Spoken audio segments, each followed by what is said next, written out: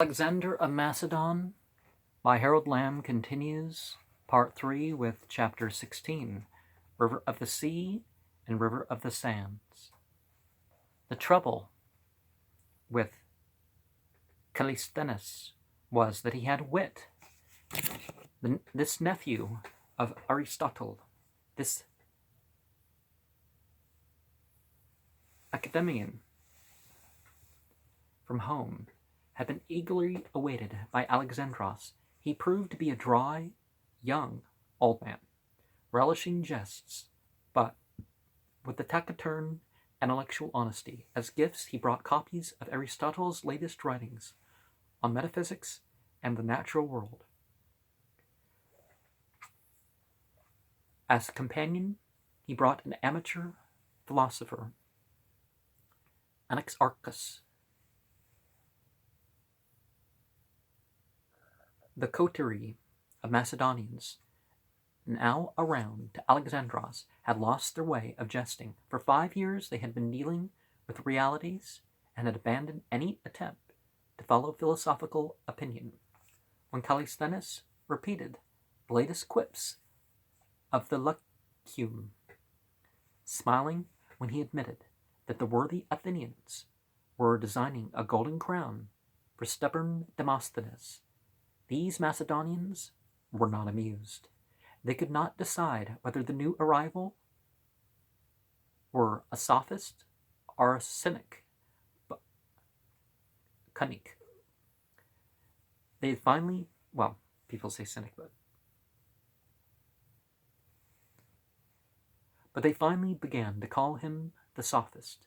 Aristotle himself said later of the Callisthenes affair, the man had a keen intellect, spoke well, but lacked judgment. Alexandros read eagerly the newest texts of his master, finding in them discussion of many problems, such as the existence of the immovable mover, which Aristotle had treated as mysteries aforetime, as matters of higher understanding, only to be discussed with the chosen few. Perhaps the Macedonian commander felt let down at seeing what he had been taught, secretly spread among the written pages for every school clerk to ponder. But Aristotle writes so badly, Callisthenes grinned. There is no danger of such people understanding him. Still, Alexandros dictated a letter to his master. Alexandros to Aristotle, greeting. You do ill to write for anyone to read, which should be reserved for discerning minds. 5 years had made a difference in their viewpoints. The philosopher desired now to teach an ever-widening circle. The ruler had become jealous of his privileges, but he was delighted with what Callisthenes reported about his journey out. Shiploads of artisans, sculptors, gem cutters, vase makers, musicians, language teachers were embarking for the ports of the New World in the East. Ships were already docking at the New Alexandria in Egypt, bringing Greek wines and oils.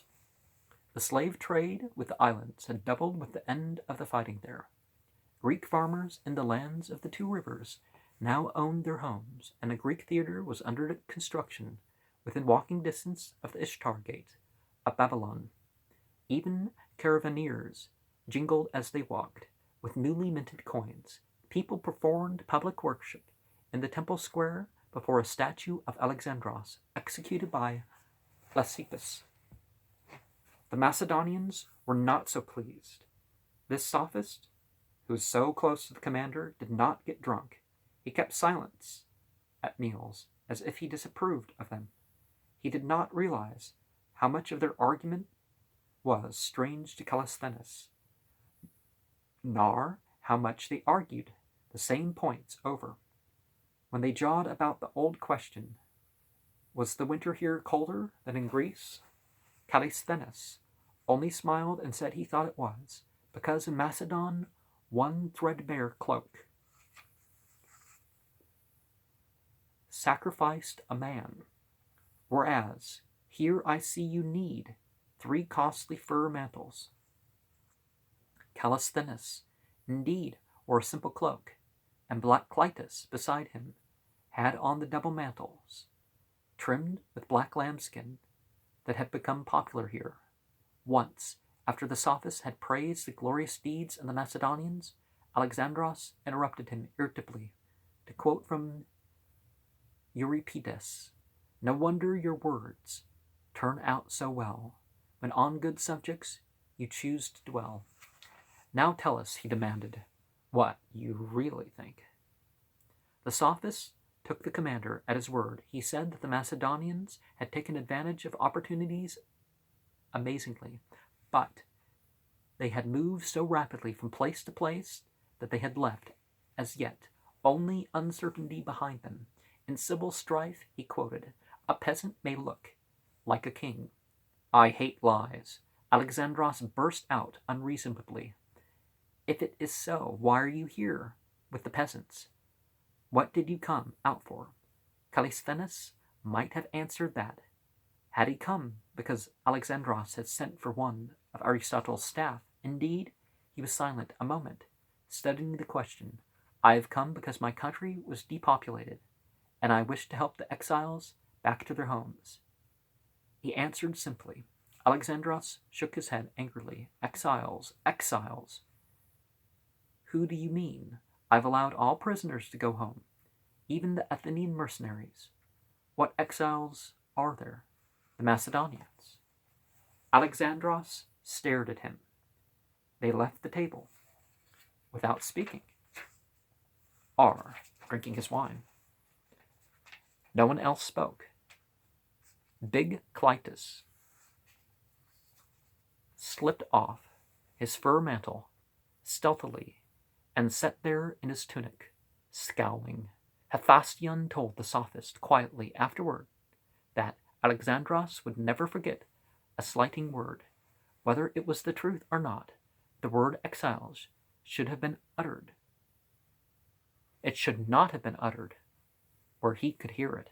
Apparently, Alexandros did not think of it again. At times, Callisthenes caught the commander watching his intently. Once, when he was discoursing, and he spoke eloquently on Demosthenes' defense of the Athenian liberty, Alexandros smashed his drinking cup down on the table, crying out, "You cannot extend a city-state beyond the bounds of city feeling." Athens has committed suicide. Athens has made herself into a prostitute, bedecked with baubles, plying her trade with all comers, extending her kingdom as far as men have desires. A prostitute must have protection. You could not give her virtue. He checked himself, adding thoughtfully, "Of the Athens of Pericles, what remains?" "Perhaps," Callisthenes said, "only the consciousness of what should be."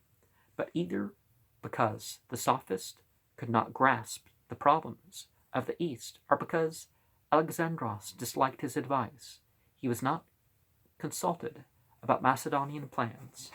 Before long, he began to write a book about their journey, calling it Alexandros Anabasis.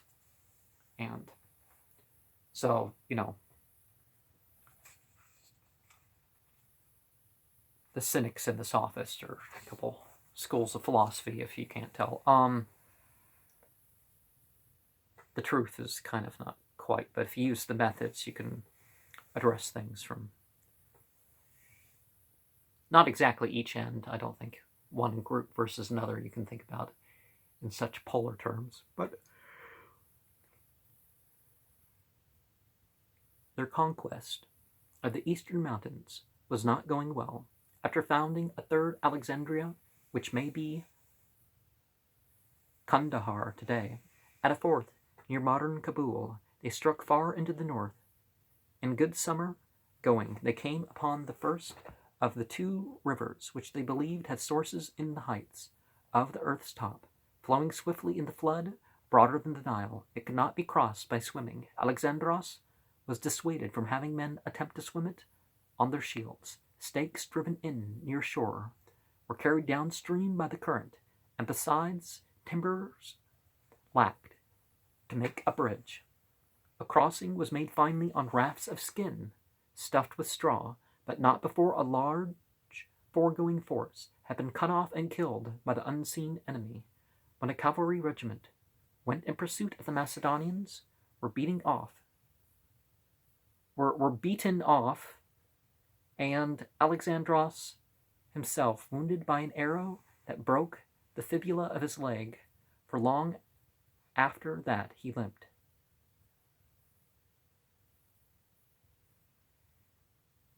Oh, no, okay, that's why I gave it the verb form, but those things have meaning nowadays that I'm not sure they had in the 40s. They could have, but then came the terror of Bremkida. It happened after crossing this first river of the sea, called the Oxus by Greek geographers, and Amu Darya by the Asiatics, and it took the Macedonians completely by surprise. They had little information now of what lay ahead. The vanguard of the advice blundered into a mob of savages waving branches and garlands of green leaves and shouting and greeting in broken, stammering Greek.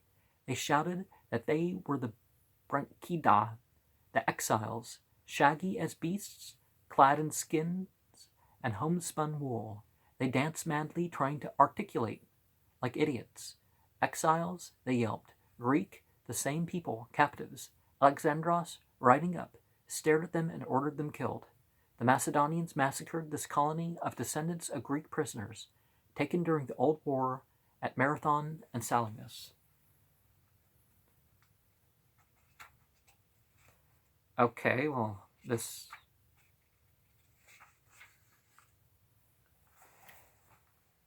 Sometimes that leads to someone being killed, right? Doing stuff like this. Okay, I don't understand your culture. It seems stupid to me. I'm going to kill y'all. Language barriers can be quite the issue.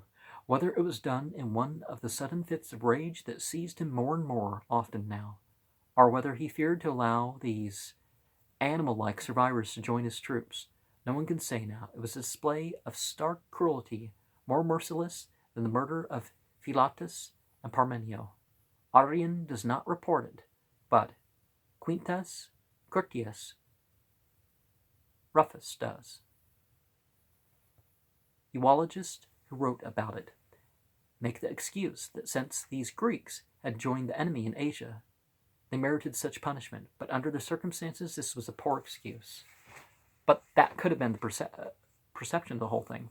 Callisthenes, for once, kept silence.